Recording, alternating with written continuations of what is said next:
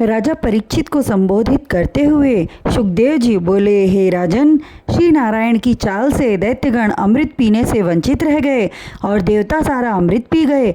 तब दैत्यों को उन पर बड़ा क्रोध आया और अपने अस्त्रों को लेकर देवताओं के ऊपर आक्रमण कर दिया। अमृत पान कर देवतागण शक्ति संपन्न हो चुके थे। फिर भगवान श्री हरि नारायण की कृपा भी प्राप्त थी। देवताओं ने भी अस्त्र उठा लिया। देवराज इंद्र समुद्र मंथन से प्राप्त ऐरावत हाथी पर सवार होकर वहां आ गए और दैत्यराज बलि मैं दानव द्वारा निर्मित वैहायश नामक विमान पर आरूढ़ होकर आ गया। सभी दैत्य एवं देवता क्षीर सागर के तट पर अस्त्रों से सुसज्जित होकर युद्ध करने लगे। पैदल पैदल से और सवार सवार से का युद्ध होने लगा।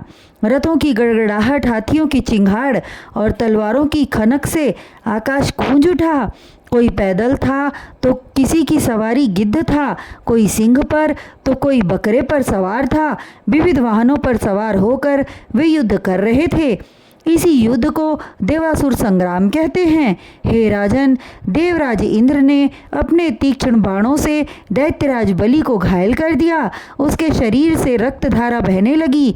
तब उसने माया युद्ध करने का विचार किया और अपने वैहायस विमान को आकाश में ले जाकर दृष्टि से ओझल गायब होकर ईंट, पत्थर, अग्नि एवं पहाड़ आदि बरसाने लगा।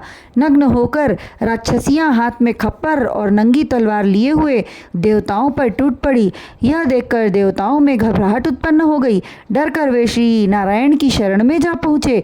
तब भगवान दीन हितकारी हाथ में शंख, चक्र, गदा एवं पद्म धारण किए हुए गरुड़ पर सवार होकर देव दल में उपस्थित हुए।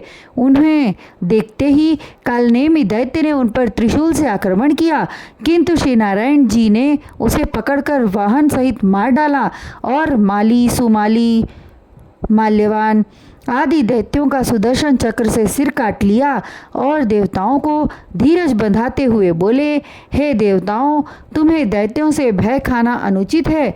निश्चित होकर दैत्यों से युद्ध करो। तुमने अमृत पान कर लिया है, इसीलिए तुम्हें मृत्यु का भय नहीं करना चाहिए। त्रिलोकी नाथ के इस प्रकार के वचनों को सुनकर देवताओं के तन में नई शक्ति समा गई और उत्साहित होकर दैत्यों से युद्ध करने लगे।